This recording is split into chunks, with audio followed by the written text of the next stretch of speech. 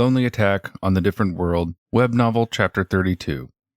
If they have no info on delivery, then this has nothing to do with me. Day 22. Afternoon, on the road.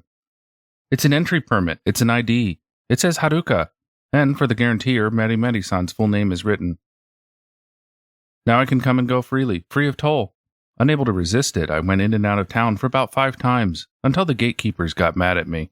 As such, going back into the town feels a bit awkward, so it's time for the customary geek hunt. Today I will check another path, the one that drifts away from the river. It will also mean being separated from fish. I'm planning to return by nighttime, though.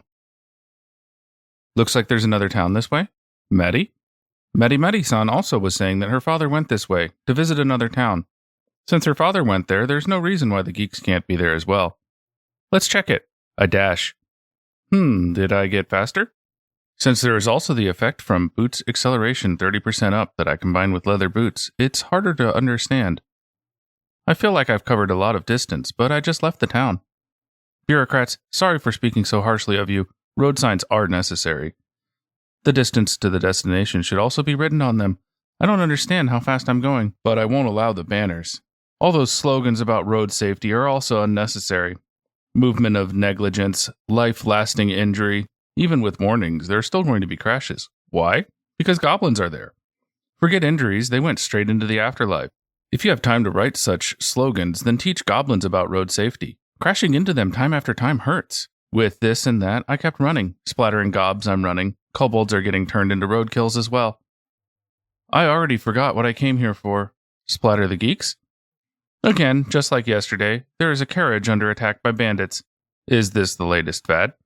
Should I go along with it? Should I attack a carriage as well?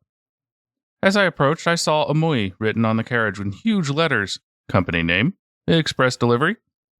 If they are in the delivery business, then I must order books from them. I dash there. The attackers are armed soldiers. The defenders are also armed soldiers. Looks like the delivery service in another world is filled with dangers. I bet they have a lot of late deliveries. For starters, I blew away the soldiers uninvolved with delivery. Well, I just didn't make any effort to stop and crashed into them. After collision, most things, be it goblins, kobolds, or even soldiers, are blown away. This world has terrible road safety. Are you Haruka-kun? I don't remember having any acquaintances among couriers of another world. On top of that, it's another old man. Doesn't this world have too many old men? Wouldn't it usually be cute girls on all sides? Isn't that usually how isekai stuff actually goes? Why am I swarmed with old men? Why do I have to be surrounded by armed old men? Why are both sides foes and allies, both old men? Is the other world trying to kill me with the stink of old men? Well, yeah. But who are you? Or rather, aren't you a courier? But then who will deliver my books? Who is going to go all the way to Amazon to bring me my books? Fake delivery service? I think the name is clearly written on the carriage in big letters. I heard that black-haired young man who crashes into enemies at high speed. Didn't my daughter invite you today? Daughter? Ah, so you are the father of Mari-Mari-san, the lord of the nameless town. Father-san? For some reason, annoying old men charged at me, so I cooled their feet and ground with temperature magic, and then froze it with ice magic. When they became unable to move, I set their hands and hair ablaze. Go bald, such is your punishment for trying to kill me with your stink. Or, rather, though it's part of my dark history, but as a recovered Chunibyo, I strongly feel that I have to at least try to recreate an ice and fire hell, Inferno. And, well, after trying it out, I really got into a bunch of miserable old men with frozen feet and heavy burns on their heads and hands. Shouldn't it be like, way cooler? What's this?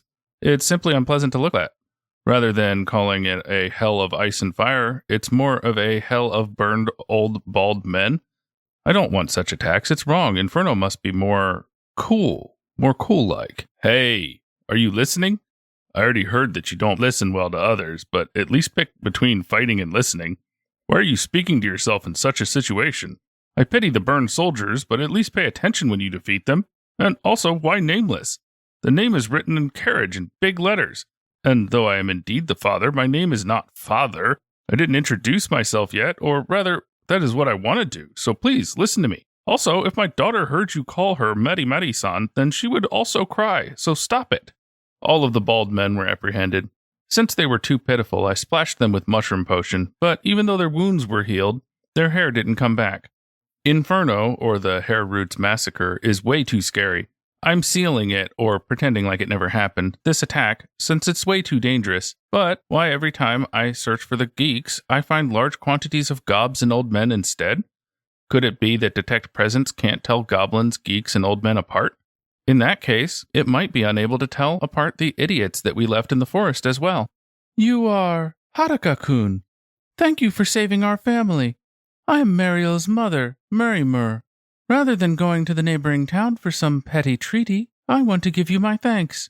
Though it is hard to call this a happy coincidence, I'm grateful for you having saved our daughter, and then you even saved us. How can I even repay you? Thank you.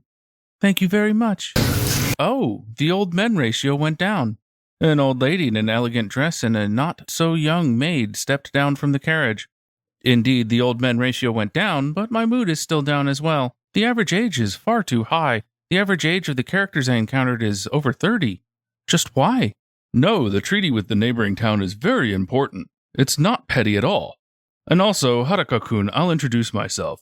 I'm the Lord of Omoi, Meloto-sam Shimu Omoi. Allow me to express my gratitude as a benefactor of the family. Thank you. After that, a complicated story with names of nobles, other towns, the name of this country, and the name of the king popped up and followed it. But I ignored it. I'll repeat, I ignored it. It's not like I couldn't remember the names or didn't understand what they were saying. I just simply ignored it. As it turns out, even the bandits from yesterday were elite troops from the adversary nobles, who were given the best equipment possible, who were supposed to masquerade as bandits to kidnap Meri in order to use her as leverage against them. However, the elites and equipment weren't coming back, so they decided to press with numbers, and gathering people attacked Meri's father and Marimur-san. As a result, there's no information on the geeks or a delivery service. This stuff has nothing to do with me, of course, so I will ignore it. Once again, I returned to the town on a carriage. Even inside the carriage, they kept endlessly repeating their thanks, and also the name of the town. The gatekeepers did not scold me today, but the president did. Which reminds me, didn't I say that I won't leave the town today? I only went to buy soy sauce. How did it end up like this?